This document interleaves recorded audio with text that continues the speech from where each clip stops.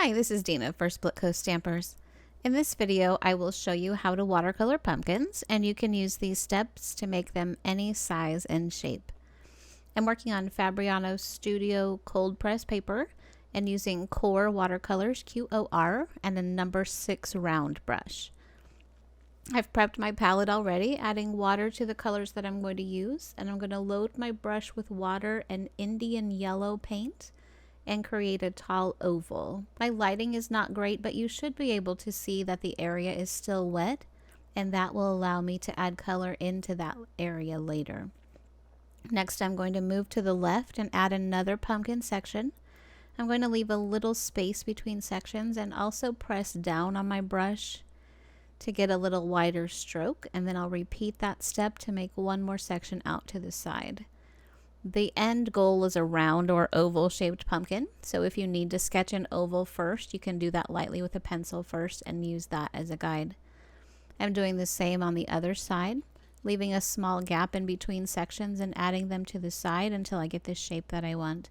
If you do end up bridging the gap between sections, that's fine too. I did it there on purpose, and we're going to cover them up later, so it's not a huge deal. My next color is transparent pyrrole orange, and since these areas are still wet, I can dot that color in at the bottom of each section, and the water will help that color blend up into the Indian yellow. If your paper absorbs more quickly, you can add in the orange to each section as you work along. That's fine. I let that layer air dry, and now I'm ready to move on. Our pumpkin needs a stem, so I've switched to a smaller number 2 round brush, and I'll add that stem in using green gold paint. The base of my stem is going to be about the width of the top of that center section and then come up and over to a sort of chisel end. Yours can be longer or more stumpy. Every stem is different. Instead of leaving a gap, the base of the stem can come right down to the top of the pumpkin.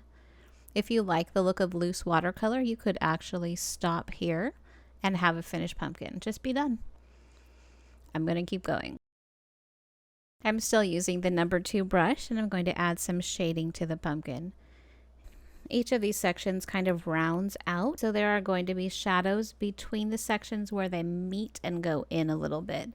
I'm using the orange again for my first layer of shading, and I'm going right over the gap and up to the edge of my first oval to create contrast right there. I'll repeat that on the inside edge and at the bottom of the other sections as well, leaving the upper and outer edge alone to preserve the area where the light would be hitting it the most. If you create a hard edge with your painting, you can blend it out with clean water in your brush or use a paper towel to dab it away.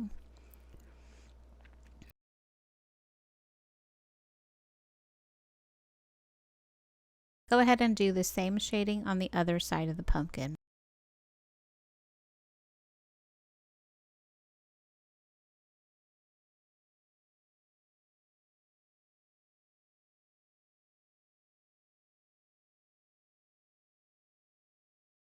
At the bottom, I felt like the shape of my pumpkin was a little bit too bumpy, so I did a little corrective work to flatten it out just there.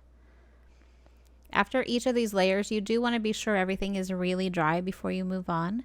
After the first layer, I did air dry the panel, but when I'm just adding little bits of paint like this, I use my heat gun.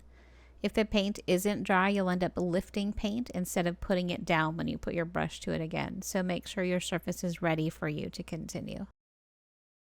The next color I used is Quinacridone Gold Deep, which is a dark golden orange. In this layer, I'm going to deepen my shadows a little more, so I'm adding them to the same places but in smaller amounts. Between the sections, they're shaped like sort of rounded wedges, and they give contrast between the sections and also show the contour of the curves so our brains can interpret this as something that's not flat. Each section has its own shape, and it's also casting a shadow onto the next section.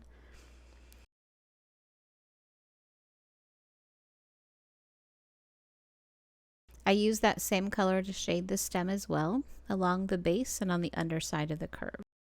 The next color is Raw Umber Natural, and again I'm going back into the same places and defining the edges just a little more, especially down at the bottom of the pumpkin where less light would hit. I added a little more on the stem and a few other areas lightly along the section.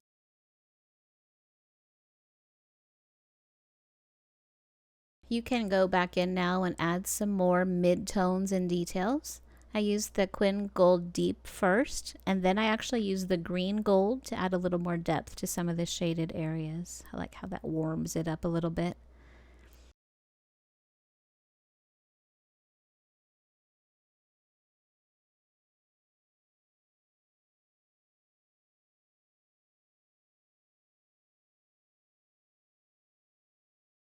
The last thing I did, which is optional, is to add a shadow under my pumpkin. So this is the raw umber again with quite a bit of water. And I just created a horizontal blob and used my brush to move it right up to the bottom edge of the pumpkin. Then dotted in some more concentrated paint to darken the shadow right below where the pumpkin is sitting. And that is really it. I would encourage you to just play around with this and make a bunch of pumpkins all different shapes and sizes to practice the strokes and the shading. I hope you have fun, and I thank you so much for watching.